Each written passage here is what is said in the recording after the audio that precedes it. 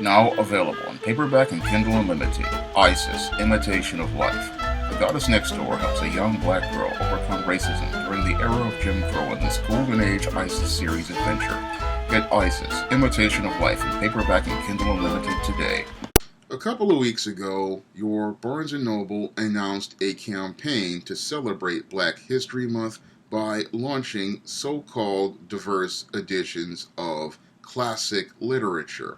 Now, this campaign for so-called diversity featured classic literature like The Wonderful Wizard of Oz, Treasure Island, The Secret Garden, Moby Dick, Romeo and Juliet, and Frankenstein, written by white writers, and it was going to feature all of these books with covers featuring images of black people. Now, this campaign was extremely insensitive and poorly executed, but it is par for the course for those who are a part of the SJW and woke groups, because their initiatives to promote so-called diversity oftentimes are nothing more than passive-aggressive racism. It's passive in the efforts that they're trying to promote so-called diversity by featuring images of black people, but aggressively it promotes racism because it excludes black writers from a platform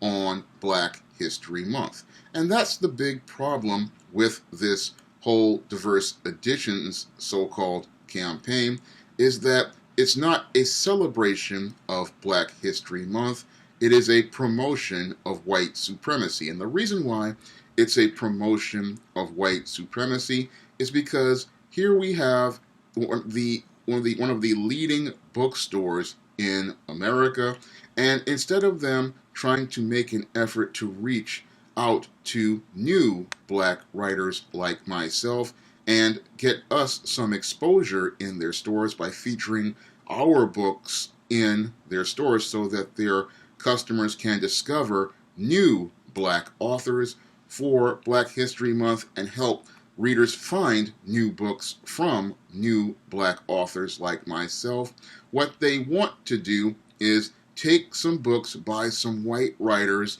and then put a black face on them. And that's, again, a complete slap in the face, especially when you consider that many of these books were written by, one, white writers, and two, some of these books featured colonized ideas, and some of them featured racist stereotypes about black people, and others don't even include any black people in the story. So how are you celebrating Black History Month to promote so-called diversity with a book that is written by a white writer and has a black image on it? That's a critical question I would like to ask some of those executives over at Barnes & Noble, because this does not celebrate Black History Month, nor does it teach people about black history or black culture during Black History Month, because I thought Black History Month was about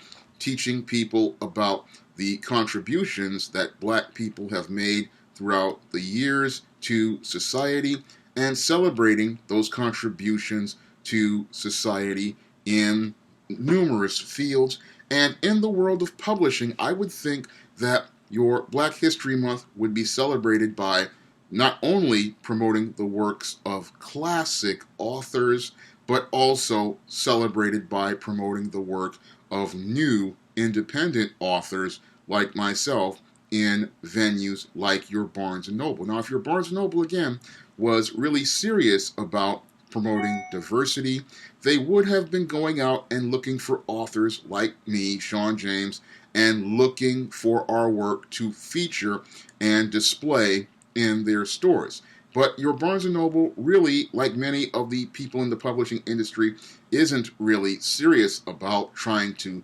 celebrate Black History Month or trying to reach out to audiences to get the work of new black writers out there exposed, because your publishing industry primarily is controlled by white women, and many of these white women only want to see a certain narrative regarding the black image in most of their media. And because these women don't want to see any other narrative outside of what they see in their narrow view as black, this is what they come up with because they don't want to deal with black authors like myself presenting narratives that run counter to what they want said and heard regarding the black images and black voices in publishing and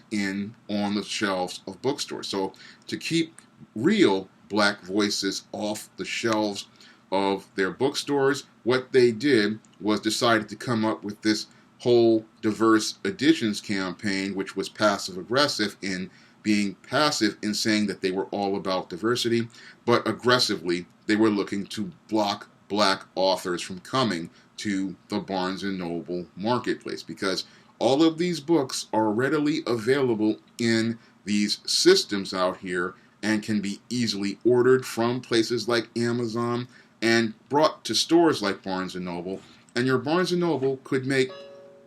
a whole bunch of money on promoting new independent authors and having those new independent black authors coming to their bookstores for book signings, because I'm available for book signings at places like Barnes & Noble here in New York, and I would be glad to do a book signing at Barnes & Noble here in New York, or do a reading from one of my novels like Spellbound or Temptation of John Haynes, or The Thetas, which feature, again, positive stories about the African American experience and diverse stories about the African American experience, and show you different aspects of black culture, like your African Americans in sororities in books like The Thetas,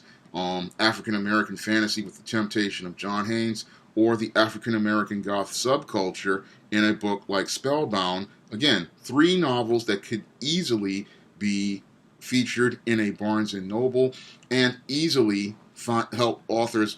readers find new and fresh perspectives on the black experience, because that's also a part of Black History Month, is expanding people's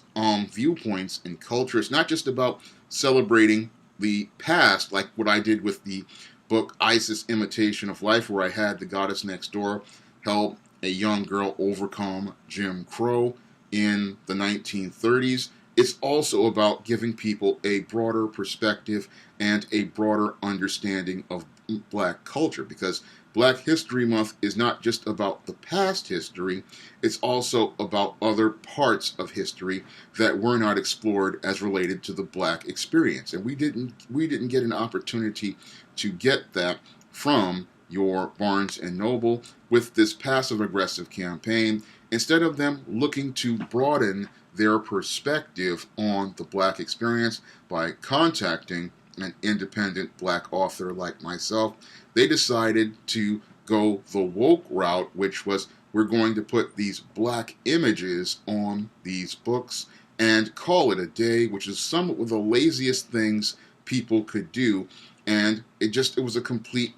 insult to black people to just take these old books by white writers, many of them written during the colonial period, many of them written in eras that white people didn't really want to see black people as human beings, and then put a black image on them. That's basically blackface, and again, a complete insult to all of the black people who were working behind the scenes in these eras to make life better for black people, and making historical contributions like Frederick Douglass did with the North Star, or Harriet Tubman did during the days of slavery. I mean, this was an insult what Barnes & Noble did, because instead of them trying to promote both classic black literature and new black authors, they decided to go the woke route. And again, woke people, when they take a route at something, oftentimes when they go woke, it's because they think they know something about a subject like race, and they think they know something about so-called diversity, but what they know is absolutely nothing about the subject of diversity. What they only know is what comes from the small little echo chamber they come from, and that showed in this decision to put those blackface images on the covers of those so-called classic literature books and promote it as so-called diversity for Black History Month, a complete insult to every Black person who goes to Barnes & Noble shops to pick up books, and again shows how little they respect the Black audience that goes to those Barnes & Noble stores to buy their books on the regular. Because if Barnes & Noble, again, truly respected its Black audience, it would have made every effort to introduce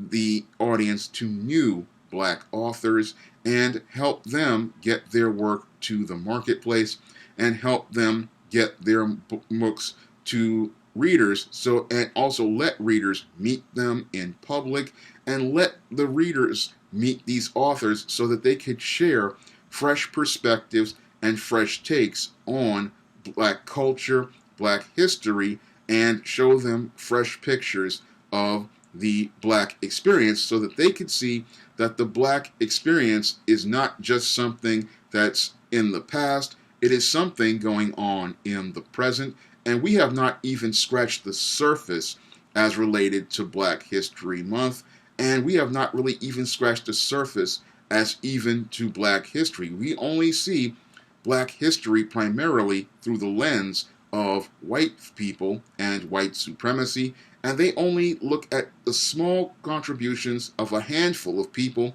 ignoring the contributions of many who have worked behind the scenes, and they have not even explored the overall Black culture. And again, this is what Barnes & Noble could have made a gold mine on, but they wanted to continue pushing the woke narrative that white women want to see as related to the publishing industry, believing that they're going to give us diversity by putting a Black image on a white book cover, but not giving us the full Black experience and Black culture from Black authors. If you want to see a richer and more diverse Black experience, you can pick up